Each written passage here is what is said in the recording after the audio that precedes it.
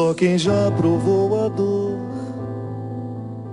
quem sofreu se amargurou, viu a cruz e a vida em tons reais.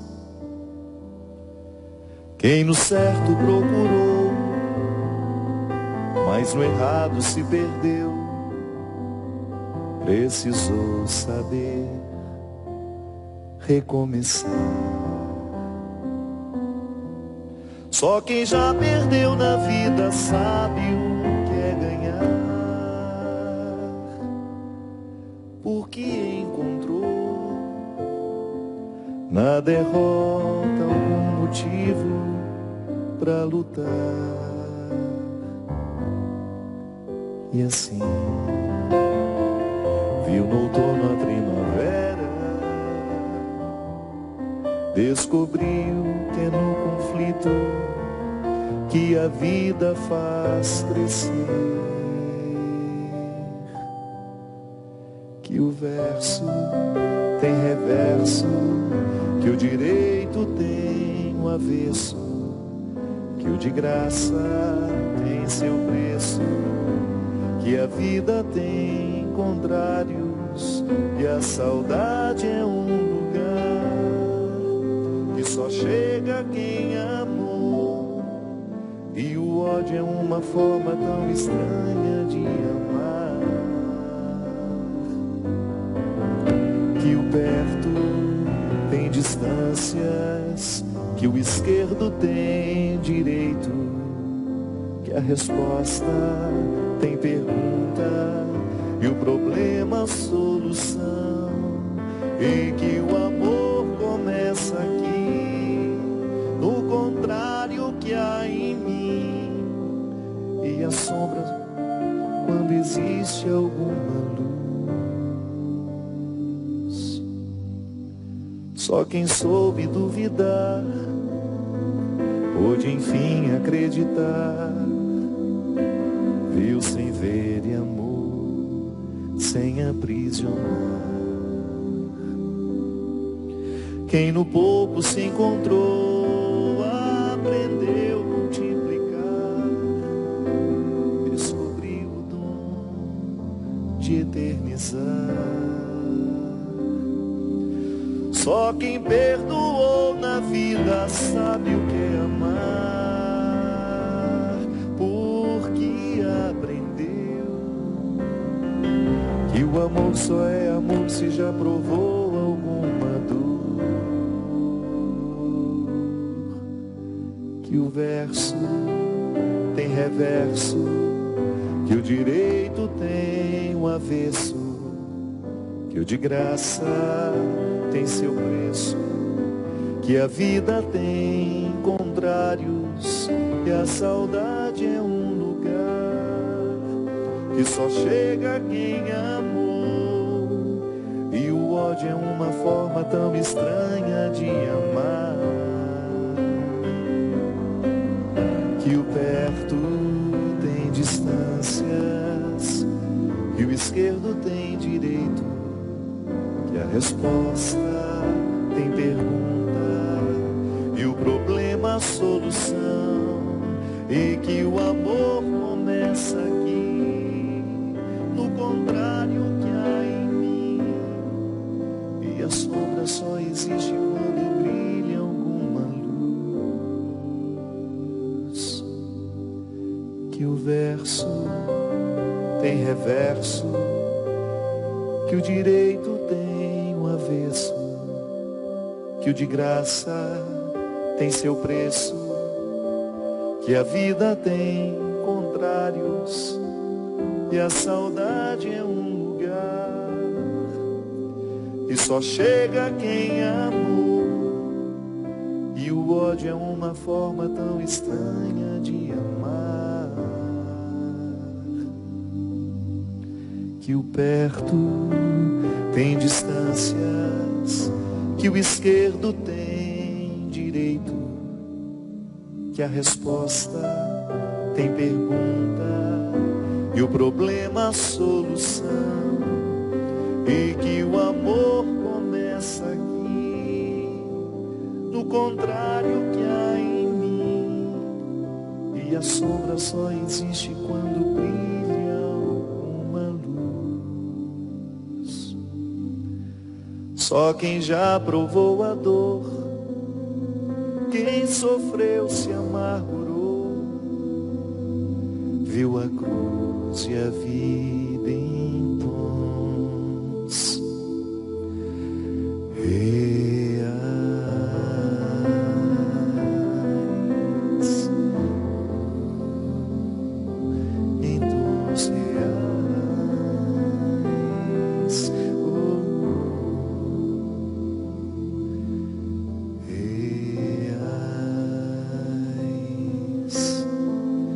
Boa noite, é com muita alegria que nós começamos mais um programa de Direção Espiritual.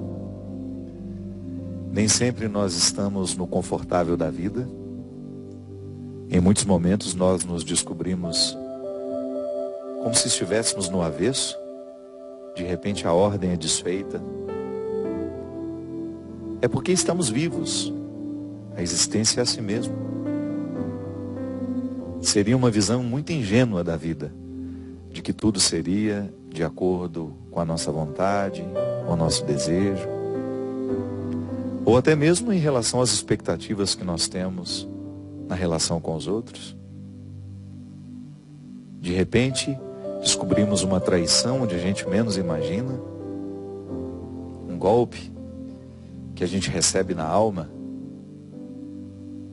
porque isso realmente fragiliza o ser humano. Eu, como padre que já vi tantos sofrimentos, isso sim faz sofrer muito. Muita coisa nos faz sofrer. Mas isso dói de maneira muito, muito especial. Muito cruel, eu digo. Ser traído. Perder a confiança.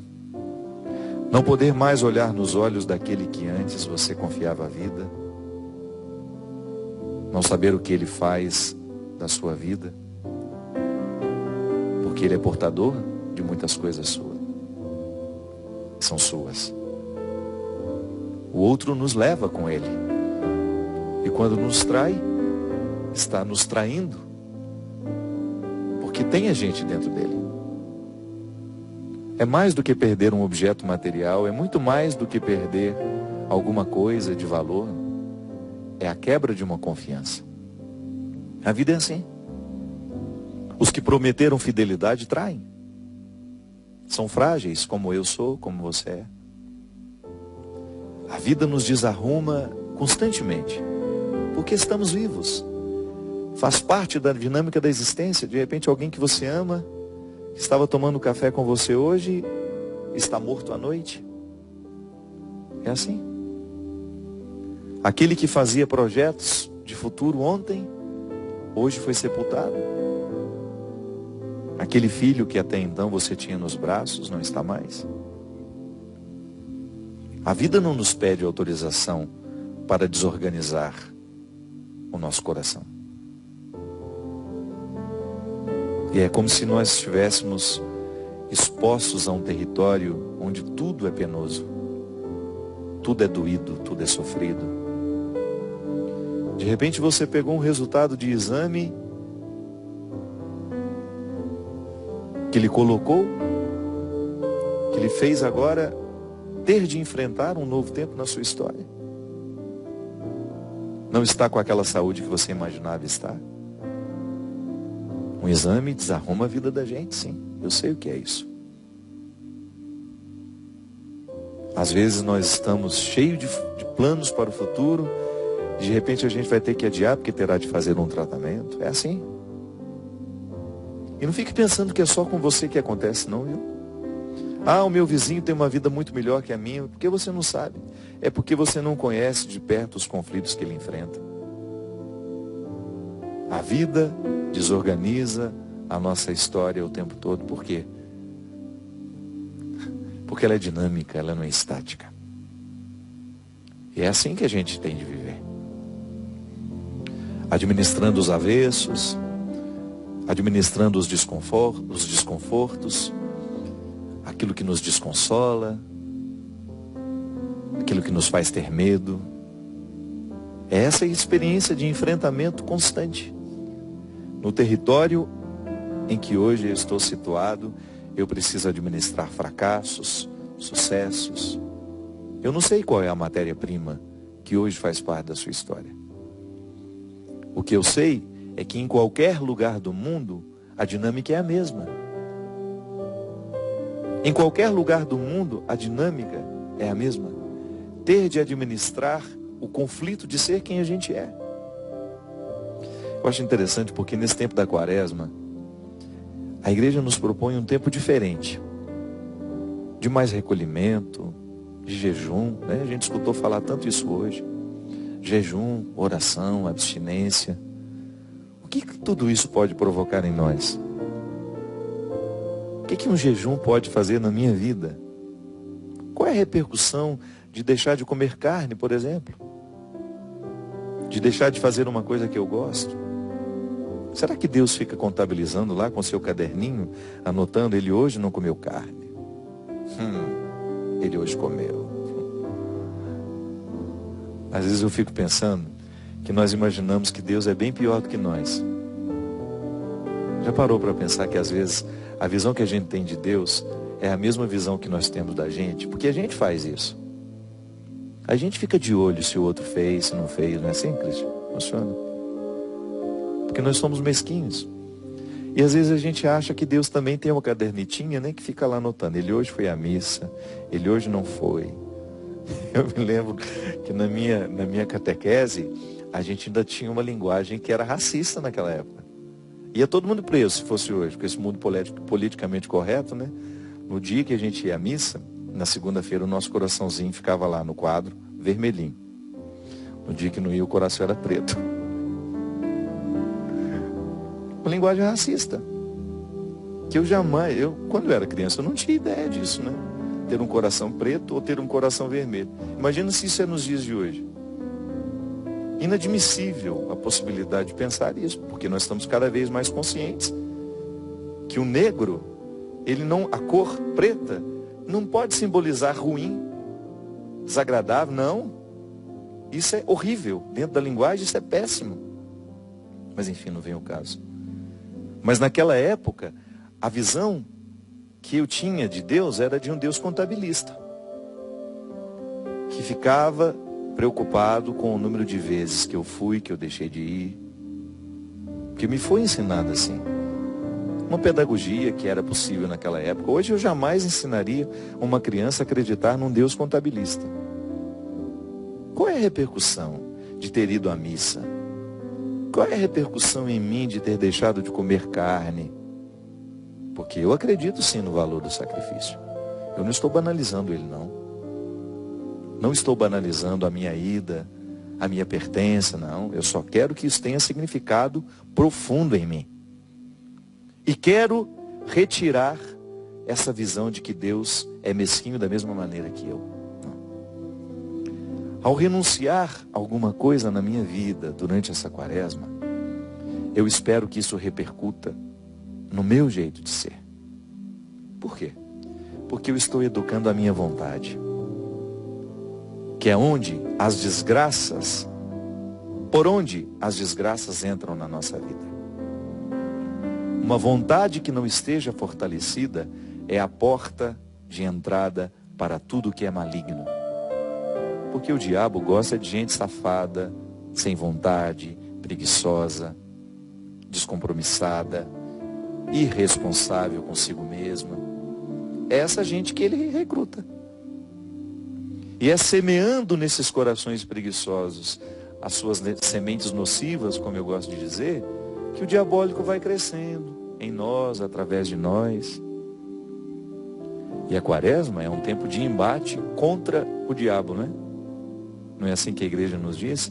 Que nós recordamos os 40 anos da travessia do povo na direção da Terra Prometida, que inclusive foi uma reflexão do nosso último programa, ou do penúltimo, não sei. Mas é também fazer memória aos 40 dias que Jesus precisou enfrentar o diabo. E ali as tentações. O poder, o ter, a vaidade. Que são os mesmos embates que eu preciso enfrentar e eu tenho certeza que você também. No monte das nossas tentações, Sabe, neste lugar onde nós estamos, em que eu estou, em que você está, com essa vida dinâmica, desorganizando as estruturas que nos sustentam, nós também precisamos estabelecer os embates com o diabo, que não tem o menor interesse na nossa felicidade, na nossa alegria, na nossa realização. Por isso tudo que ele nos oferece é péssimo, de mau gosto, destrutivo. Observe, seja capaz, analise as realidades que são diabólicas e viciantes no mundo, e você vai ver se tudo isso provoca a alegria, a felicidade, a realização de alguém. Pode até provocar um prazer temporário, mas não realiza. Então nós estamos neste monte onde a vida é tão difícil, porque os ventos são muitos. Quanto mais alto a gente quiser viver, minha gente, maior será a incidência de ventos fortes. Buscar as coisas do alto, sim, sempre. Mas prepare-se, porque ficar no alto requer muita disposição de enfrentar ventos fortes, diariamente. Porque às vezes a gente acha que buscar as coisas do alto é subir aquele monte florido e ficar lá sentado igual um Buda, cabeça para cima. Senhor. Não, meu filho. É firmar os pés e fazer a experiência do desequilíbrio constantemente. Porque não seria muito ingênuo, né? Pensar que Deus nos coloca no alto e que tudo será florido e bonito e belo e lindo e sofisticado. Prepare-se. Se quiser viver a dinâmica do cristianismo em você, prepare-se para enfrentar as suas contradições. Prepare-se para ver os avessos do seu sentimento, para ter coragem de lidar com aquilo que você tem de mais pérfido que às vezes você esconde. Prepare-se para retirar este mantinho de santidade que às vezes a gente resolve colocar sobre nós, para ver se a gente esconde os nossos defeitos, para ver se a gente esconde as nossas vergonhas. Prepare-se para ter a coragem de olhar em si mesmo aquilo que você repudia tanto no outro. Prepare-se para ter a honestidade de identificar que aquilo que você crucifica tanto no outro é aquilo que você não é capaz de crucificar em você.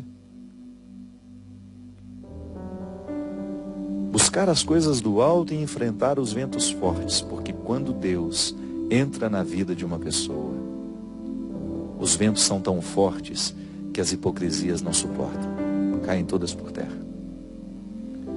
É como você querer estar com esse cabelo que você escova de vez em quando para ir aos casamentos e fica correndo da chuva e do vento.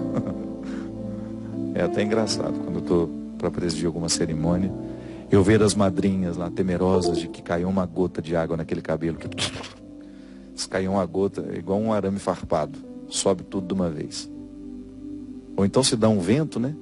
Sobra nada daquela arrumação que foi feita no salão. A não ser que você esteja com aquele super laque que você trouxe de Miami, né? Que não move nenhum. Não mexe nem um fio. Não tem como estar no alto de um monte e não sofrer os problemas da ventania. Porque é no alto do monte que as coisas acontecem, minha gente. Eu fico impressionado de ver como a dinâmica da vida cristã é desinstaladora. E a gente fica querendo paz, a gente fica querendo tranquilidade, a gente fica querendo sossego. Como? O ser humano não pode crescer no sossego. Para nascer, você precisa ser retirado do sossego. Você já nasce com um tapa na bunda para ver se chora? E está querendo que seja diferente depois? Se não lhe dão um tapa na bunda para você chorar, você não respira. É assim que a gente nasce. Absolutamente dependente do desconforto para a gente poder acordar. Porque se a gente nasce e não nos dão este tapa inaugural, é assim. Vida cristã é desconforto. E é por isso que na quaresma nós recordamos os desconfortos. Para ver se a gente acorda. Não é para que Deus possa anotar no seu caderninho quantas quartas-feiras, quantas sextas-feiras você ficou sem comer carne ou ficou sem fazer isso. Não. Deus está muito mais interessado em saber qual é a repercussão desse sacrifício todo na sua vida? E isso ele nem anota no caderninho não, ele só dá um sorriso quando percebe que um filho avançou. Aí, aquele coraçãozinho, que no simbolismo racista, quando eu fui educado, era negro, não vale nada. O papelzinho, tantas vezes eu estava com meu coração negro lá, porque não fui, porque não fiz. Mas o meu coração não pode ser expresso na cor de um quadro, ou na cor de uma caneta. Deus sabe de mim muito mais do que eu mesmo sei. Então não dá para acreditar nesse Deus que contabiliza o que fazemos na quantidade que fazemos, não. É preciso olhar que o que realmente agrada a Deus é quando Ele nos percebe fortalecidos no alto deste monte, enfrentando os ventos contrários. Porque se nós quisermos essa proposta cristã, de buscar constantemente as coisas do alto, você terá de se preparar diariamente para fazer os seus enfrentamentos e lidar com aquilo que em você é maquiado, é caricato, é bobo, é fútil. E aí você vai fazendo uma experiência de ir vencendo essa futilidade aos poucos, sabe? De você perceber que a quaresma, ao lhe recordar que a vida é enfrentamento, que a vida é sacrifício sim, é dificuldade, e que inclusive as coisas bonitas só são produzidas no momento em que as pessoas estão assim, enfrentando os seus sacrifícios. Eu não vi nenhum artista interessante que não tenha sido absolutamente comprometido com seus sofrimentos. Não nasce literatura de corações muito organizadinhos, muito bonitinhos, Literatura nasce de caos, é de corações imperfeitos, de corações insatisfeitos, que estão no alto deste monte ficando em pé e lutando pela dignidade. O bom artista é este, é aquele que lida diariamente com seus conflitos. Agora se imagina, se para fazer arte é preciso sacrifício, muito mais para ser cristão. Então a quaresma, tempo especial de jejum, de oração, de cristianismo qualificado, sim. Mas não porque Deus esteja anotando no seu caderninho de contabilidade, porque isso é mesquinho pensar. Nós não podemos pensar que Deus tem os mesmos defeitos que nós. Nós não podemos pensar que Deus sofra das mesmas mesquinharias que nós. Porque eu sou mesquinho, gosto de ter meu caderninho para anotar os favores que as pessoas me fazem, o tanto que elas me agradam, o tanto que elas me desagradam. Deus não tem esse caderninho. O que Deus tem é um coração que sente com o nosso cada vez que nós suportamos as ventanias no alto do monte, e Ele se alegra e volta a dizer, é um sorriso no rosto dele. Porque nada pode agradar mais um pai do que ver o seu filho enfrentando os ventos contrários e permanecendo em pé. É isso que dá orgulho. É um campeonato vencido com luta. É uma corrida que se tem de trabalhar muito para chegar ao final. A vida é isso. Então desorganizou, está desorganizado, está ruim, está difícil. Sinta-se no alto deste monte. Sinta-se no contexto das contradições e articulando com sabedoria essas contradições. Porque a vida só é real assim. Só quem já provou a dor, viu a vida em tons reais. Porque na ilusão, ninguém pode ser feliz. Na ilusão, ninguém pode ser feliz. O que nos torna encaminhados para essa felicidade que nós tanto queremos e que nós podemos encontrar, como dizia Guimarães Rosa, em horinhas de descuido, é quando você se percebe no alto deste monte, enfrentando a ventania e com disposição de continuar naquela posição. Nós vamos para um rápido intervalo e a gente volta já já com o programa Direção Espiritual.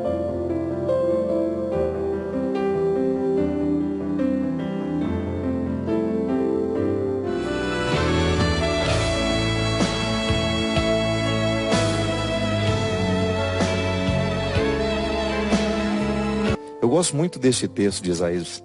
Cristian, tudo certo com você? Está tudo em paz? Passou o carnaval onde? Eu pensei que fosse na República Tcheca. Porque ele é assim. Ele viaja, eu vou a Tremembé, ele vai para a República Tcheca. Eu vou ali em Paraibuna, ele vai para Tchecoslováquia, já falei, República Tcheca de novo.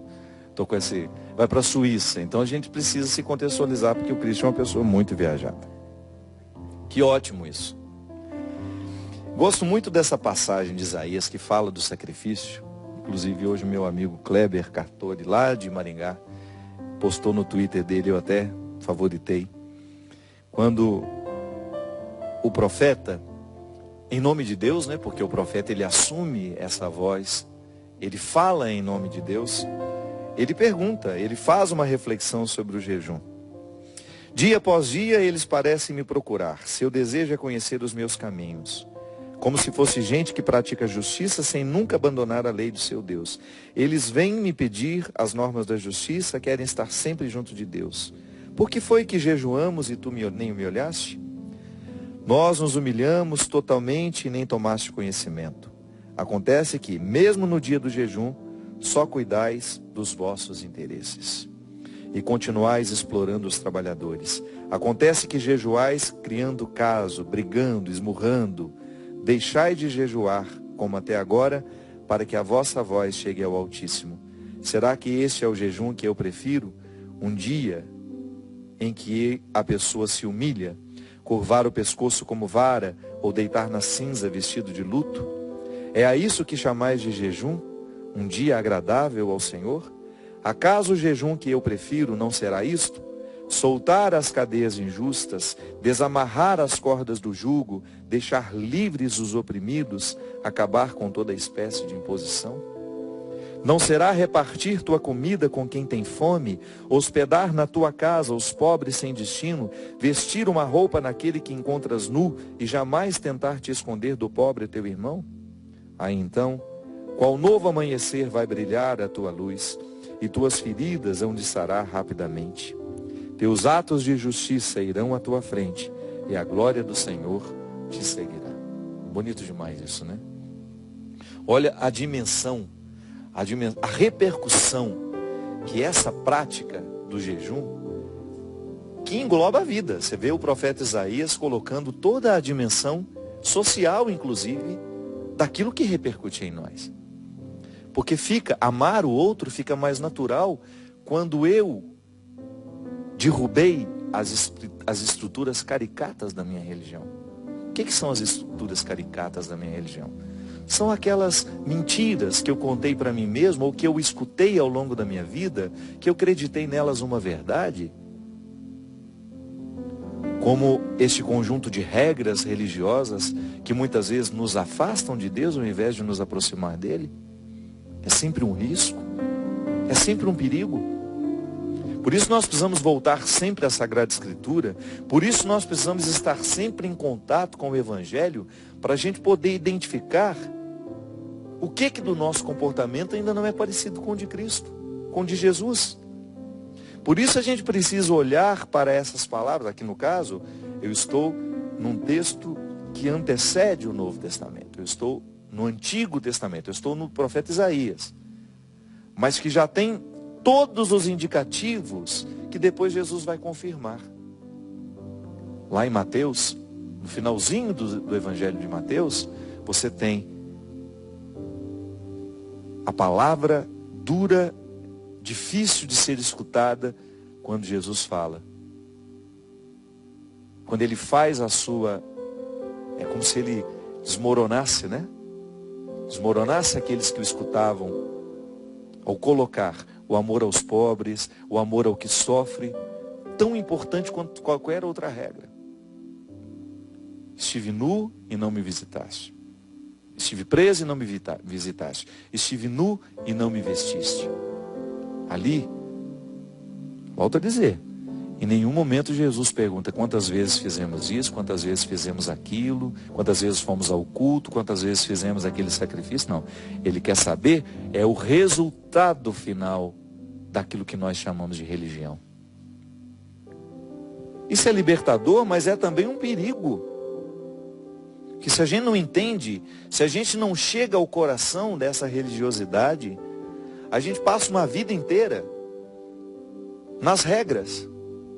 A gente passa uma vida inteira tocando nas vestes do Senhor, mas a gente não chega nele. São os impedimentos naturais que muitas vezes o discurso religioso pode nos colocar. Existem pessoas que ficam presas nas regras religiosas, mas não chegam a experimentar a espiritualidade. Aí, como é que você percebe isso? É quando está lá no alto do monte e qualquer vento derruba. Minha gente, a nossa inteireza é a nossa maior riqueza. A inteireza humana é quando você percebe que você está recrutando todos os seus recursos para que tudo isso trabalhe a seu favor. A gente precisa ser inteiro. A gente não pode brincar, porque a gente se quebra com muita facilidade. E não é nenhum problema a gente se quebrar, porque a vida nos quebra. Agora, a reconstrução para que essa inteireza retorne. É o processo, é o labor que não termina, que não para. Inclusive aqui, uma pessoa no Twitter havia dito para mim, agradecendo que o programa em que eu falei dos enfrentamentos, eu não sei qual foi, o nome dele é Henrique Fedorovski. Nome difícil de dizer, né? Fedorovski. Henrique estava dizendo assim: padre, eu não sei se o senhor lê as menções, porque sei que são muitas, mas gostaria de lhe dizer que vi um vídeo seu sobre o enfrentamento. Eu não sou católico e nem tenho religião, mas creio em Deus, e o senhor me ajudou muito através daquelas palavras. Obrigado, meu filho, fico muito feliz em saber. Realmente eu não consigo ler todas as menções do Twitter, porque são muitas. Mas veja bem, o enfrentamento, eu me lembro, esse vídeo, acho que foi um trecho do nosso programa aqui, em que eu falo da necessidade de nós estabelecermos com honestidade esses enfrentamentos, para que a gente se observe com verdade, com coerência. Como eu dizia, né, no alto do monte, a hipocrisia ela não suporta os ventos. Então esse desnudamento, por isso que é bom estar sempre buscando as coisas do alto, porque são elas que nos despojam. Se você busca as coisas de baixo, aquilo que é de mais mesquinho, não há nenhum movimento neste mundo, sabe, de misérias, onde as misérias são cultivadas, as misérias são socializadas, e não existe nenhum empenho para a superação dessas misérias. Neste mundo não há nenhum empenho para fazer cair as hipocrisias, porque as misérias pedem hipocrisia. Quanto mais miserável eu me cultivo, né? Quanto mais eu me misturo naquilo que é mesquinho, maior será a minha necessidade de criar o contexto das minhas hipocrisias. E eu alimento hipocrisias assim, fazendo escolha quando eu escolho o que é mesquinho. Buscar as coisas do alto, quando São Paulo nos convida a buscar as coisas do alto, ele sabe muito bem que ele não estará facilitando a nossa vida. A busca pelas coisas do alto será caracterizada pelos enfrentamentos. Terá de enfrentar os ventos contrários, sim. Porque o mundo, minha gente, ele não é favorável àqueles que querem superar a hipocrisia, àqueles que querem superar a superficialidade. Por quê? Porque nós estamos num contexto cultural, já falei disso aqui, em que cada vez mais as pessoas são sugadas pela banalidade, pela superficialidade. Eu tive a oportunidade de passar uns dias com algumas pessoas que são amigas, algumas outras eram conhecidas, numa época de fim de ano. Então eu comecei a observar que teve um momento da conversa, um dos dias lá, em que o assunto ficou assim: você viu como aquela pessoa está acabada? Você viu como aquela pessoa está assim? E aí até se referiu a uma artista, que alguém que foi no show e viu, achou ela muito velha, achou aquilo não sei o quê. Meu Deus, ela não pinta aquele cabelo, ela não faz isso, ela não faz aquilo. E foi me dando uma indisposição com aquilo. Por quê? Não é que eu estava me colocando fora da história, não. Eu estava participando do assunto. Eu também estava dando as minhas opiniões. E eu percebi que ali nós estávamos nutrindo, é como se nós estivéssemos todos fazendo uma coxa fútil, onde todo mundo dava uma costurada. sabe? Eu falei, meu Deus do céu, o que isso agrega na vida da gente, um discurso como esse?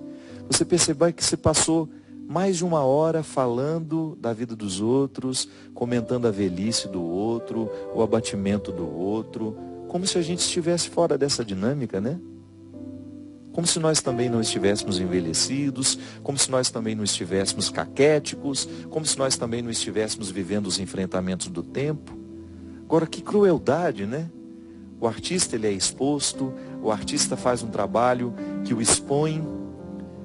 E ao invés de a gente prestar atenção no bonito da sua arte, na maturidade que o tempo lhe trouxe, a gente vai ficar comentando o cabelo que não pinta, ou a velhice que chegou, ou a roupa que está usando. E aí eu comecei a analisar que nos nossos relacionamentos, às vezes nós perdemos um tempo grandioso, que poderia ser, sabe, usado com coisas boas, com conversas que nos engrandecessem. E a gente passa um tempo precioso do nosso encontro falando da velhice do outro. Falando que o outro engordou, que o outro está acabado, que o outro está isso, que o outro está aquilo. O que isso nos interessa? Ou o que isso deveria nos interessar? Por que isso deveria nos interessar tanto? Será que é porque a gente também tem medo de lidar com a nossa velhice? Será que é porque nós também temos medo de lidar, que a gente também engordou? Que a gente não tem mais a mesma disposição do outro? Aí parece que nós temos um mecanismo de ficar jogando pedra no outro, para ver se a gente espanta as pedras que estão sendo julgadas em nós também. É o que eu estou falando, às vezes, o contexto da futilidade vai extraindo de nós o que nós temos de mais... Não tem nem a palavra para dizer. Tanto que isso é péssimo, né? Quando você percebe que você está fazendo escolhas assim. Aí, ali todo mundo se cobre com as suas hipocrisias também. E teve um momento que eu tive coragem e falei, pois é, gente, só que nós olharmos para nós aqui, nós também todos estamos nos acabando, o tempo está passando para todo mundo, e seria muito mais interessante se a gente estivesse aqui falando de assuntos que pudessem nos engrandecer. Eu, particularmente, sinto falta, sabe, de conviver, de ter espaços na minha vida que me desinstalem mais. Pessoas que possam me fazer aprender ou me fazer esquecer o que eu preciso esquecer, apreender o que é novo. Nós precisamos ser estimulados o tempo todo, para que essa vida fútil não tome conta de nós, para que a gente não se acostume com as hipocrisias que construiu, que estabeleceu como máscaras, como proteção pessoal. Aí, essa subida para buscar as coisas do alto, eu volto a dizer, por isso que São Paulo insiste tanto nisso, é porque à medida em que a gente escala este monte das coisas mais nobres, das realidades mais altas, ali a nossa hipocrisia não vai suportar os ventos. Aí fica desnudo, tira os excessos todos. Aí você se olha no espelho com verdade, com realidade, sem maquiagem, sem as escovas, sem os recursos que nós usamos para esconder os nossos defeitos. E é claro, tem um recurso para melhorar, para ficar mais bonito, não é nenhum problema não. Mas não esqueça de que o tempo tem benefícios. O tempo traz benefícios se você quiser. Uma sabedoria que pode chegar com ele, que vai ser justamente essa capacidade da gente olhar para essa subida que a gente está fazendo. Tá bom, eu estou perdendo o vício do corpo, eu estou perdendo aquele encanto que a gente tinha há 20 anos atrás, ou não, talvez você ficou até mais bonito agora. Mas sinta que você está subindo este monte e que você pode assumir outras riquezas, assimilar outras belezas que não são físicas mais. Você se liberta até dessa necessidade de ser eternamente jovem, que está sendo um problema para homens e mulheres hoje, né? Quando a pessoa não consegue se adequar aos limites da idade, que é ser aquela gatinha eternamente com 70 anos, né? Usando uma roupa absolutamente inadequada para o seu tempo, para a sua idade. Por quê? Por causa dessa imposição, dessa eterna juventude, que parece que a gente... Não estou dizendo que você não tem o direito de usar, tem. Mas que isso não seja uma escravidão para você. que seja uma escolha livre, que aquela roupa tenha sido uma escolha livre e não uma imposição íntima que você tem de ser eternamente jovem. A busca pelas coisas do alto, minha gente, que nos coloca neste enfrentamento. É enfrentamento mesmo. Se quiser chegar mais alto, terá que passar pelo enfrentamento. Aí a quaresma está aí para nos ajudar. Hoje nós estamos vivendo a quarta-feira de cinzas, essa simbologia linda de nos recordar que nós somos pó e a este pó retornaremos. E que de vez em quando é bom a gente antecipar a realidade das cinzas. Não é que a gente vai morrer antes da hora, não. A gente antecipa na memória, né? A gente faz memória deste final para a gente poder atribuir um novo sentido ao momento presente. Muitas vezes a gente precisa fazer isso mesmo. Lembrar que a gente vai morrer para valorizar a vida que a gente tem hoje. Às vezes quando você se coloca diante deste fim, eu vou morrer, quanto tempo me resta? Quanto tempo me resta para eu virar essa cinza que hoje está sendo colocada sobre a minha cabeça como um sinal, como uma simbologia de um tempo de conversão que me ajudará, que me preparar, que vai preparar o meu coração para chegar a essas cinzas com qualidade. Porque na verdade o que nós queremos é isso, é qualificar a vida, é dar sustento aos nossos pés neste período de contradição, nesse tempo de desconforto. Sempre que eu encontro uma pessoa passando por uma dificuldade, é isso que ela quer. Ter serenidade para enfrentar o momento presente.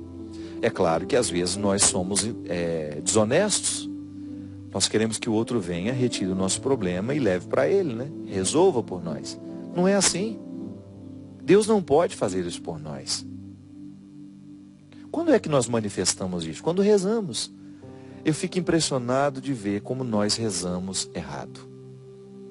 Mais uma vez, acreditando que Deus é mesquinho e que Ele fica anotando no caderninho dele quantas vezes pedimos ou não. Tá bom, se eu tenho uma realidade que eu quero confiar a Deus, aos cuidados dele, eu entrego uma vez, minha gente. Se eu confio no Christian, que é humano, que é miserável, que é machucado pelo pecado, se eu ligo para ele à tarde e falo, Christian, prepara tal música. Não é uma vez só, Christian? Eu chego, a música está preparada, se eu faço isso. Você acha que Deus agiria diferente? Você acha que eu preciso ficar gritando no ouvido dele todos os dias aquilo que ele já sabe? Ou será que eu grito no ouvido dele todos os dias é porque eu não tenho coragem de enfrentar a parte dessa oração que me cabe? Será que a minha oração é um esconderijo? Ou será que ela é um ato de entrega? Será que ao confiar a Deus aquilo que eu gostaria que Ele fizesse, eu estou dando a Ele também a oportunidade de me contrariar? Ou eu creio num Deus que deve fazer só o que eu considero ser certo? Que fé é essa? Que me coloca na necessidade de dar ordens a Deus e dizer a Ele o que deve ser feito. Porque eu não tenho coragem de enfrentar a minha vida. Isso é muito imaturo, eu acho. Eu acho que é muito mais sincero eu entregar a Deus e viver o meu processo. Tá bom? Eu entreguei a Deus o meu desejo de ser melhor. E acredito que todo o movimento da sua graça é para que eu alcance esse resultado. Da mesma maneira, quando eu rezo para ser curado de uma enfermidade, todo o movimento da graça de Deus é para que essa saúde tome conta de mim. Agora, você pode ter certeza que a minha oração, o meu pedido diário, aquilo que eu faço, é para que o meu coração se abra para compreender até mesmo o processo da minha doença na minha vida. O que pode ser curado em mim quando eu estou doente? O órgão que está doente? É muito mais. Às vezes, minha gente, eu enfrento uma enfermidade e as enfermidades nascem de nós. Não é Deus mandando, não é nada. É aqui. É o processo da vida. Na minha genética, nas minhas escolhas. Às vezes eu adoeço por causa das escolhas que eu fiz. Se eu tenho uma vida desregrada, mais cedo ou mais tarde a fatura chega para mim. Agora, se eu permito que aquele momento de dificuldade, de doença, de enfermidade, possa me mostrar a totalidade do alto onde eu estou, às vezes, o que precisa ser curado em nós não é físico. É muito mais. Ah, padre, mas eu não tenho direito de pedir? Tem. Mas não use a sua fé para se esconder dos seus enfrentamentos. Não infantilize a sua relação com o Senhor. Já pediu a Ele? Está entregue. Está entregue, Ele sabe. Ou então seria muito mesquinho pensar que Deus fica precisando da insistência das pessoas. Que eu tenho que recrutar um caminhão de gente para pedir a mesma coisa que eu estou pedindo. Como se ele fosse um velho que não tem condições de escutar e de fazer prevalecer a sua vontade, que é uma só, minha gente. Deus não muda de ideia. Coloque isso no seu coração. Deus só quer o nosso bem, Deus quer a nossa saúde, Deus quer a nossa vida. Mas nós precisamos viver os enfrentamentos humanos que dificultam isso. Então, muitas vezes, nós queremos, através da nossa oração, nos livrar dos enfrentamentos humanos. Isso não é justo. A fé que nos sustenta é aquela que nos coloca na confiança nele e, ao mesmo tempo, na coragem de viver os dias difíceis.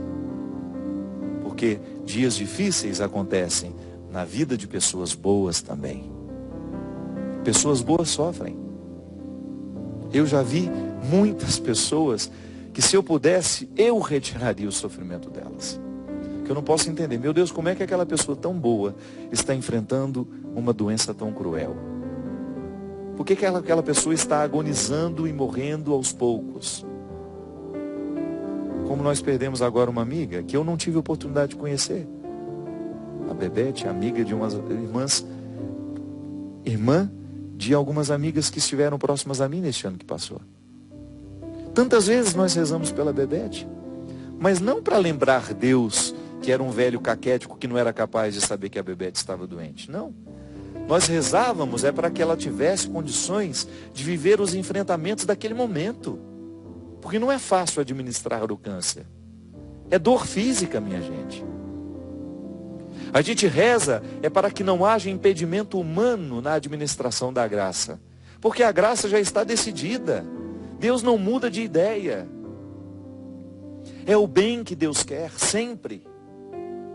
E muitas vezes o bem não se dá por causa dos impedimentos humanos que nós colocamos. Aí volta a dizer, a nossa oração não pode ser o esconderijo das nossas fragilidades. Eu tenho sim o direito de me acomodar ali, acomodar do jeito certo, né? Como se fosse um filho que busca o colo da mãe. Mas o que você já pediu a ela já está pedido. A graça já está solicitada. Agora é viver o tempo do enfrentamento, porque Deus não pode viver por nós o caminho que nos pertence. Escreva isso na sua vida. Deus não viverá por você o caminho que lhe pertence. Deus não andará por você o caminho que lhe pertence. Ele andará com você e estará com você o tempo todo. Mas este movimento de pés somos nós que fazemos. Da mesma maneira como o povo precisou arregaçar as calças e entrar no Mar Vermelho, para poder viver o enfrentamento daquela hora.